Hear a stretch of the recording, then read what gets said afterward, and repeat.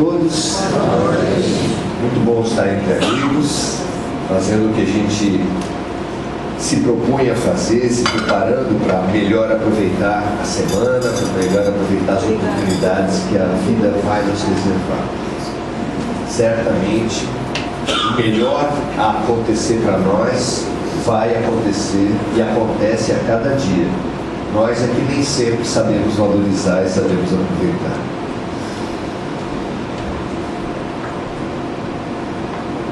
Naquele tempo, o órgão máximo daquele país, político e religioso, o órgão máximo no aspecto político e religioso, porque era uma teocracia, que é aquele regime de governo em que o chefe da religião é também o chefe de Estado, o chefe de governo. O órgão máximo era o Sinédrio. E lá no Sinédrio eles estavam com uma prática, um assunto naqueles tempos. Era ridicularizar aquele enganador de multidões que estava regimentando muita gente, estava enganando muitas pessoas, inclusive com alegadas curas e ensinamentos que o povo todo ia atrás. Eles falavam dos últimos relatos e se riam, gargalhavam. Quase todos eles ridicularizavam segundo eles, aquele enganador de multidões. Mas um membro do Sinédrio, pelo menos, não se divertia com aquelas piadas. Ele fazia há muito tempo seus estudos e tinha muitas dúvidas, e ele via alguma coisa de verdadeiro na figura daquele que poderia ser mais um profeta da raça. Ele resolveu ir conversar com esse chamado enganador de multidões, mas ele era um príncipe de Israel, ele não podia ir abertamente falar com aquele homem que era ridicularizado pela elite. Então ele escolheu um capuz bem grande que não permitia ser identificado. Ele escolheu altas horas da noite para que ninguém o visse. Escolheu uma escolta para também ter uma segurança, já que aqueles lugares onde o tal profeta ou o tal enganador frequentava era um lugar cheio de pobres, cheio de pessoas desclassificadas, até doentes. E ele resolveu ir lá durante a noite. E chegou aquela pessoa tão comentada, que estava sendo centro das atenções, para elogio, para crítica, para mal, para bem, em toda Israel. Era Nicodemos, um dos grandes sacerdotes, um dos grandes príncipes de Israel. E é claro que aquele que alguns chamavam de enganador e alguns chamavam de profeta era o Messias, há tanto tempo esperado. Muito interessante isso. Não sei se vocês sabem, mas grande parte, a elite judaica até hoje aguarda o Messias chegar. Vocês sabiam disso? Eles esperam a chegada do Messias. Parece, eu tenho uma imagem assim na minha infância, alguém elogiou muito meu irmão. Nossa, seu irmão é legal, seu irmão é bacana. Eu falei, é? Às vezes a pessoa está tão perto da gente que a gente não sabe ver qualidades. Isso é muito comum. Acontece em todo lado, em todas as relações, especialmente nas mais próximas. Aquele príncipe chegou até Jesus e fez as suas questões. A questão principal de todo ser humano naquele tempo, agora, em todos os tempos, é como alcançar, como melhorar espiritualmente, como alcançar nossa transformação interior. Porque nós, hoje, estamos perturbados com questões particulares. O que é? Uma doença, um conflito em família, uma situação qualquer. Mas a nossa questão de fundo, a nossa fome profunda, a razão por que nós estamos aqui sem perceber é essa. Essa é a nossa questão. O que fazer para nos elevar espiritualmente? Uma semana de cama de hospital, a pessoa lembra de Deus. Um período mínimo de crítica, a pessoa já se remete às coisas mais importantes da vida. E no fundo, o que nós estamos aqui é com muita saudade de Deus, muita saudade de Jesus, querendo saber como eu faço para crescer espiritualmente. E ele perguntou isso para Jesus nos termos daquela época, que era: o que nós precisamos fazer para alcançar o reino dos céus? E Jesus lhe disse: ninguém vai ao reino dos céus se não nascer de novo. E Nicodemos deu esse silêncio assim, né? Nicodemos ouviu aquela resposta e falou assim: mas mestre, como pode um homem, uma pessoa já sendo grande, adulta, encolher, voltar para a barriga da mãe e nascer de novo? Como pode isso? Aí Jesus não gostou da pergunta. Mas tu és príncipe de Israel e não sabe dessas coisas? Se eu explico as coisas da terra e vocês não entendem, quanto mais as coisas do céu. Não dava para ele explicar muito melhor. Mas ele falou assim: não vos espanteis quando eu digo: ninguém vai ao reino dos céus se não nascer de novo na matéria e no espírito. Hoje nós ouvimos essa resposta de Jesus como? O que é nascer de novo na matéria? Será que alguém vai perguntar aqui como é que pode encolher para voltar na barriga da mãe? Alguém vai fazer essa pergunta aqui? Claro que não. Nós sabemos que nascer de novo na matéria é reencarnar. E o que é nascer de novo no espírito? Pois é. A primeira a gente sabe fácil, não é? O que é nascer de novo no espírito? Essa é uma bela pergunta.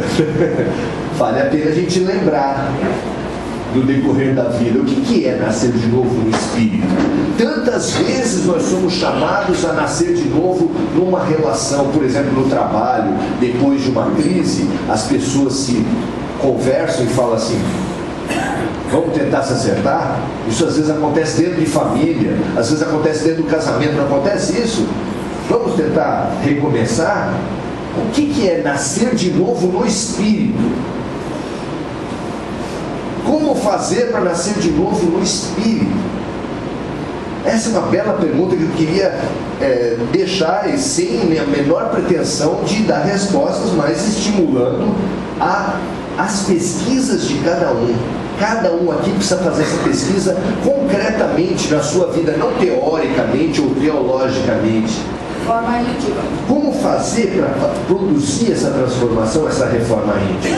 Porque eu preciso saber o que fazer, qual é o meu chamamento para isso.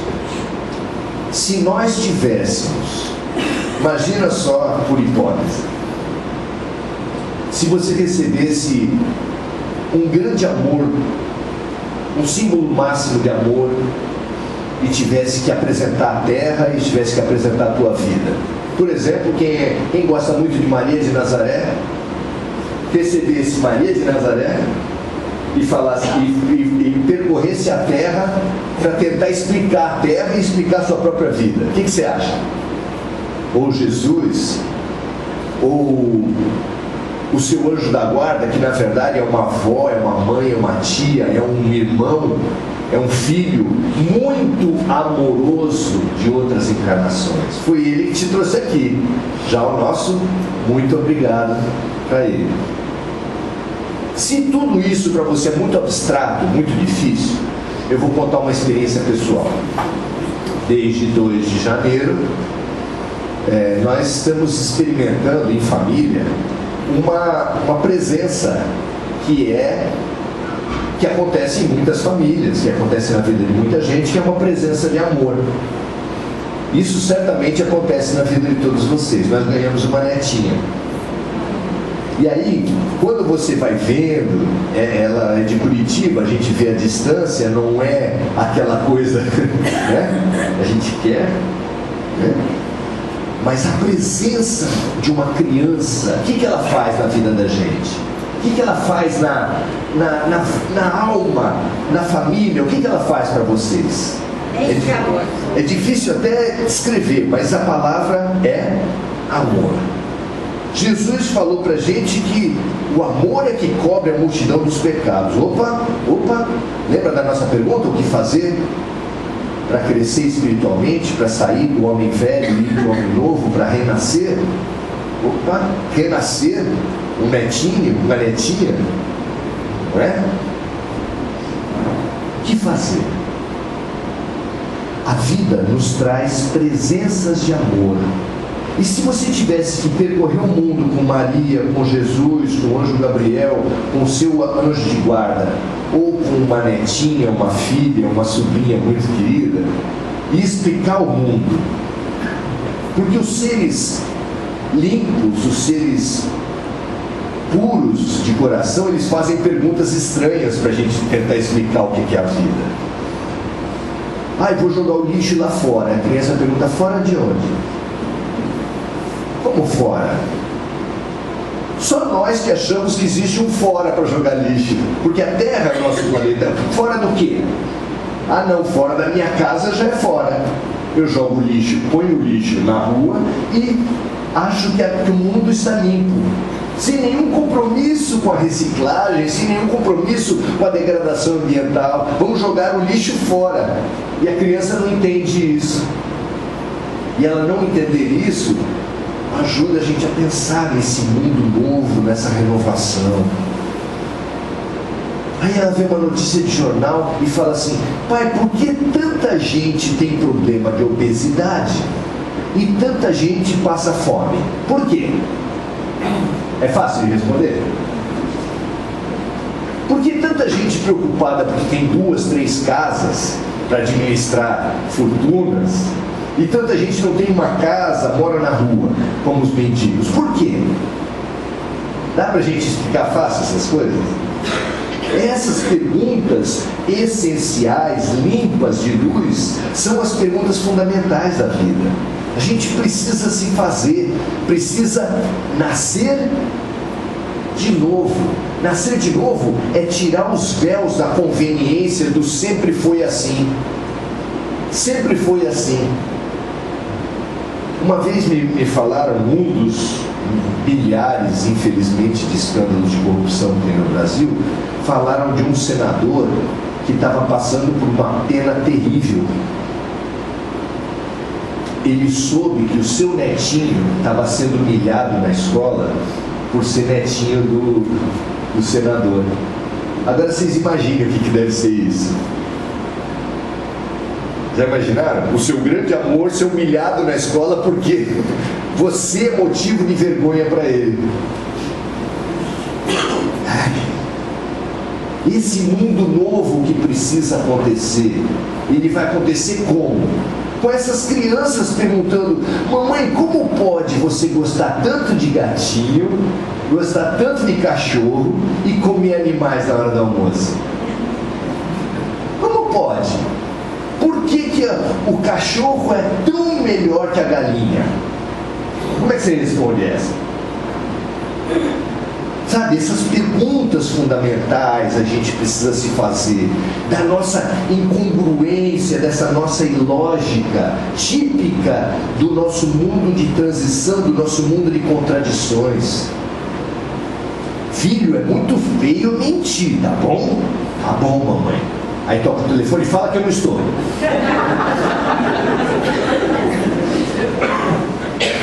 Como é que a criança vai entender esse ser de contradições, essa sociedade de contradições que a gente vive o tempo todo? Eles olham para a gente com um olhar lógico, com um olhar sem preconceito, com um olhar de quem tira véus de velhice para ver o novo, o homem novo, o nascer de novo. Eles representam muito bem isso. Para quem acredita em ET, se descesse um ET do bem, se tivesse que apresentar a Terra, você ia ter muita dificuldade. Principalmente se ele resolvesse perguntar: como assim? Quer dizer então que os seus dirigentes pegam dinheiro público e põem no bolso? Quer dizer que os seus líderes religiosos usam o espaço do sagrado para abusar sexualmente das pessoas? Como assim? O que é isso? Quer dizer que as grandes ameaças da vida de uma criança em termos de abusos sexuais são avós, pais e tios dentro de casa? Que mundo é esse? O que vocês estão fazendo com a terra que vocês todos proclamam a fraternidade, mas na hora de rezar, rezam só para os seus? Ah não, eu amo Jesus que morreu pela terra inteira, mas na hora de rezar a gente reza para dar emprego para quem? Para todos os empregados do país? Quem reza por todos os empregados do país, levanta a mão aqui. Opa, tem, tá vendo? Você vai ter uns 5%. Quem já rezou por um corrupto, levanta a mão. Olha só. Aquele pai da Isabela Nardoni que atirou a filha do 6º andar. Quem rezou pela madrasta? Aí não sobrou ninguém. Ué, mas daí o ET pergunta, aí o teu neto pergunta, aí o Maria pergunta, mas meu filho veio à terra e falou: amai os vossos inimigos. Vocês não andam com cruzinha no peito? Vocês não andam com Jesus tatuado? Vocês não têm Bíblia no canto da sala?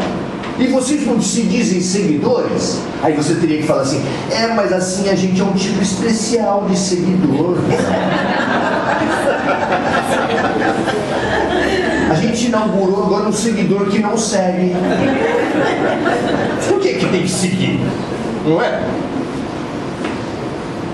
Nós precisamos nascer de novo. Cada vez que tem uma notícia que o mundo vai acabar, ou que a gente interpreta que o mundo vai acabar, porque o calendário maia não falava que o mundo ia acabar. A data limite de Chico Xavier não falava que o mundo ia acabar. Fala do fim do mundo. Mas quando fala do fim do mundo, é o fim dessa maneira hipócrita, violenta, incongruente, absurda que a gente tem vivido. Não tem nada que precise mais, que seja mais urgente para nós do que acabar esse mundo. Tem que acabar o mundo. A questão é onde nós vamos estar quando acabar esse mundo. Jesus faz uma pergunta que é clássica para os nossos tempos. O povo, todo mundo clama por justiça. Vocês não clamam por justiça? Na rede social o que mais se fala é justiça. Mas quando ela vier, ela não vem só para o teu inimigo. Quando você chama a justiça, não é só para o teu vizinho, não é só para a tua sogra, não é só para o vizinho corintiano. Quando vem a justiça é para todos. Aí ele pergunta: vocês clamam por justiça, e quando ela vier, vocês estão preparados? Essa é a pergunta de Jesus. Porque quando vier, vem para selecionar todo mundo, vem para avaliar todo mundo. E nós estamos exatamente no período da separação do joio do trigo, dos bodes das ovelhas, dos peixes bons, dos peixes que não servem. Várias figuras Jesus usou para simbolizar esses nossos tempos. Onde nós estamos? Para a gente viver bem a transição planetária, precisa fazer bem a transição individual. Quem está fazendo isso? Como fazer isso? O amor cobre a multidão dos pecados.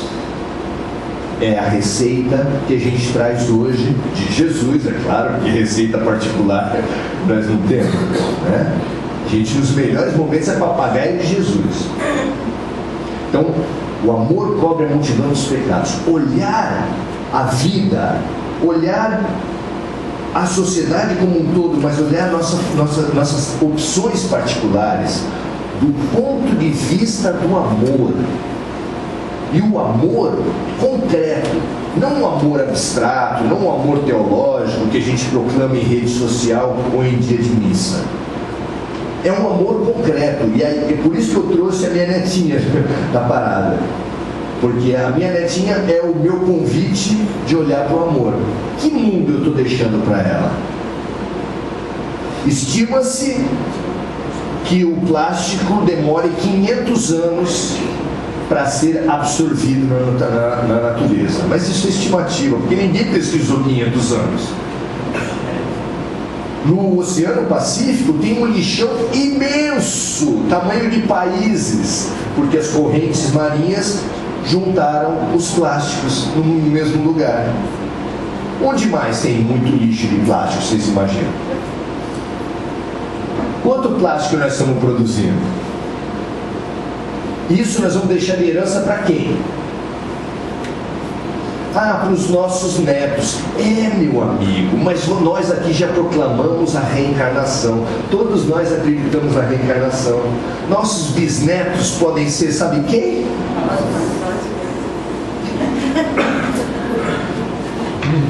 Nós somos herdeiros de nós mesmos, e não apenas no sentido da ação e reação, no sentido do karma, no sentido de que as más ações e as boas ações retornam para a gente. Nós somos herdeiros de nós mesmos aqui no chão, aqui no concreto. Esse mundo, que no mundo de regeneração vai precisar achar uma fórmula para reciclar lixo, para recompor florestas, para recompor relações humanas, para fazer com que a saúde pense não no remédio que dá lucro, mas no bem-estar das pessoas. Esse mundo, essa tarefa toda, nós estamos deixando de herança para os nossos netos, os nossos filhos. Já imaginou você deixar no teu testamento? Deixa a saúde do jeito que está, deixa a educação do jeito que está, deixa o meio ambiente do jeito que está, deixa a política do jeito que está. Essa é a nossa herança. Tá bacana? Maurício, mas nós não podemos mudar o mundo. E é verdade. Nós não temos o poder de mudar o mundo. Mas... cada um fizer a sua parte. Sim. Mahatma Gandhi tem uma frase fantástica que é: faça em você a mudança que você propõe para o mundo. Até porque você só tem autoridade se você fizer. Fala a verdade. Eu sempre lembro de um pai alcoólatra, completamente alcoolizado, que encontra o filho bebendo. Imagina o diálogo. Meu filho, o álcool não leva a nada. É o pai lá que falou, ou a mãe que falou não mentir, e que falou diga que eu não estou. Nós não praticamos os valores que a gente gostaria de ver no mundo. Aí fica difícil. Que autoridade você tem para fazer isso? Muita gente se pergunta: puxa, se Jesus é o governador da terra e ele tinha trabalhando com ele Buda, Sócrates, João Batista, tantos Miguel, tantos espíritos de luz, por que ele não mandou alguém? Por que ele teve que vir pessoalmente? Porque, como dizem os antigos, um exemplo vale mais do que 1000 palavras. Ele veio exemplificar. Quem escreveu foram os discípulos. Jesus só veio exemplificar. E isso sinaliza para nós. Você quer um mundo melhor? Você quer uma família melhor? Você quer uma terra melhor? O que a gente tem que fazer? Exemplificar. O convite, então, é que a partir de hoje, a partir de agora, a gente procure pensar nas nossas decisões. O que Jesus faria na minha situação? O que Maria faria, Maria de Nazaré faria, se estivesse nessa? O que meu neto, o que um olhar de pureza faria diante da situação? Porque a gente precisa despir dessas desculpas, dessas coisas do sempre foi assim, se eu não fizer, outro faz. Já ouviram? Essas coisas são bacanas, né? Se eu não fizer, outro vai fazer. Certo, mas é certo ou é errado? Essa é a questão. Essa é a questão. Teve uma oportunidade que para mim é luminosa, que André Luiz encontrou com um alto dirigente espiritual. E altos dirigentes espirituais não é como na terra, que é por ter mais dinheiro, por ter mais poder, por ter mais medalha. É porque quem é alto no mundo espiritual é porque tem mais amor. E aí ele fez a pergunta, como Nicodemos, que quando encontrou Jesus foi fazer a pergunta fundamental, perguntou mais ou menos a mesma pergunta de outra forma. Por quê? Porque para você tomar boas decisões, você precisa saber o que é certo e errado, o que é bom, o que é mal. E aí, se você souber o que é bom e o que é mal, você se transforma, você pode atuar bem. E ele perguntou, Sanzio, que era o nome do alto dirigente, você pode me responder uma pergunta? Estava no meio de duas tarefas, porque eles trabalham muito no mundo espiritual. Você lê os romances e fala assim, não é possível que eles trabalhem tanto. Os espíritos mais avançados não dormem, é 24 horas no ar. Bom, o que é o bem e o que é o mal?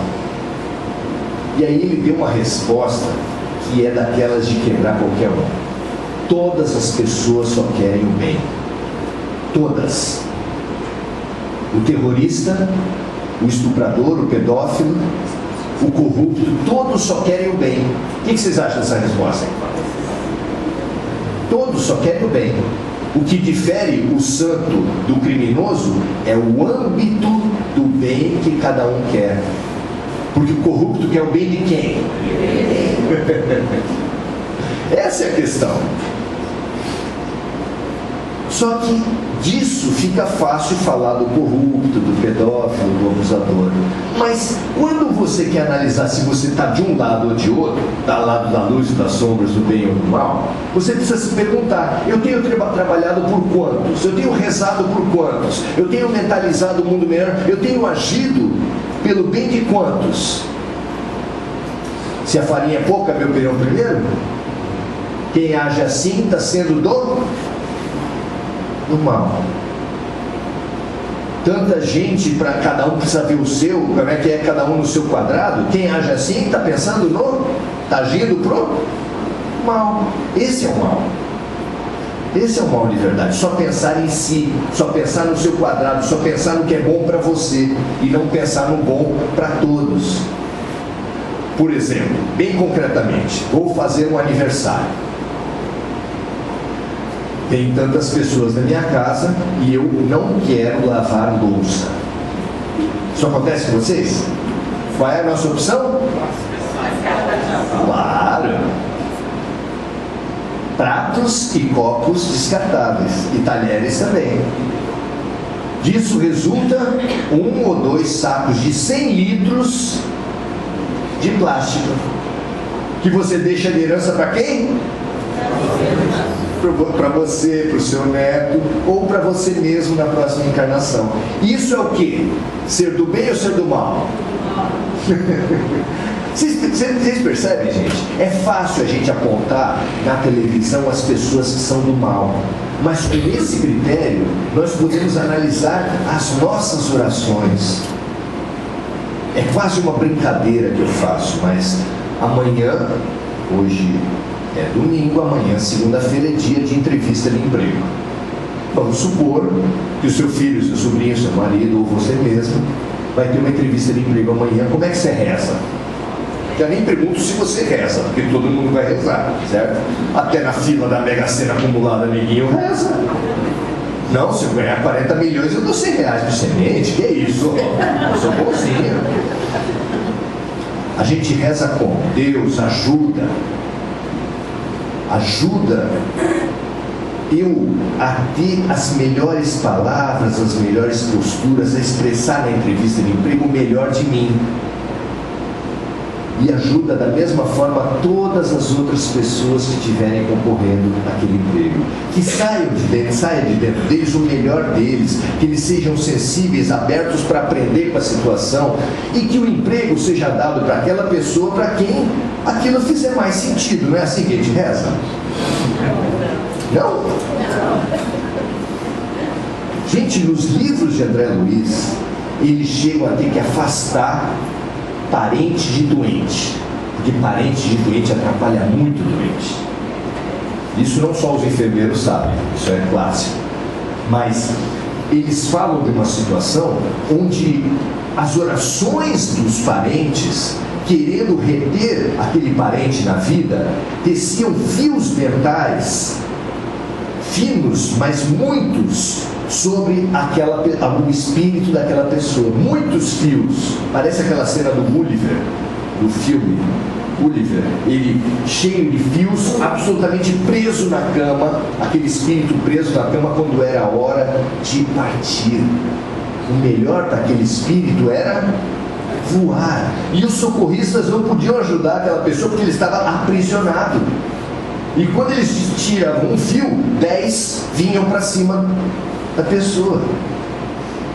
Aí sabe o que eles fazem em muitas situações? A melhora aparente. O que é a melhora aparente? Eles dão gás na pessoa. Dão um gásinho assim, pá, pá, pá, e a pessoa, e o doente ali já estava meio moribundo, desenganado, ele dá uma melhora. Opa, a situação está legal. Aí ele mesmo se incumbe, intuído, de tranquilizar os parentes. Pode ir para casa, vai relaxar, vocês estão cansados. Eu estou bem. E aí as pessoas vão. Aí os socorristas falam, ufa, finalmente o empecilho, o trambolho, aquilo que atrapalhava saiu. E a gente estava atrapalhando com a ideia do amor. A gente fala que é amor isso quando é apego, quando é egoísmo. É muito interessante isso. Analisar o âmbito do bem que você quer em todas as situações. Esse é um instrumento que o mundo espiritual deixou e que eu repasso para vocês. Analisem as suas situações. Vocês querem o bem. Vocês todos aqui só querem o bem. Mas o bem de quem?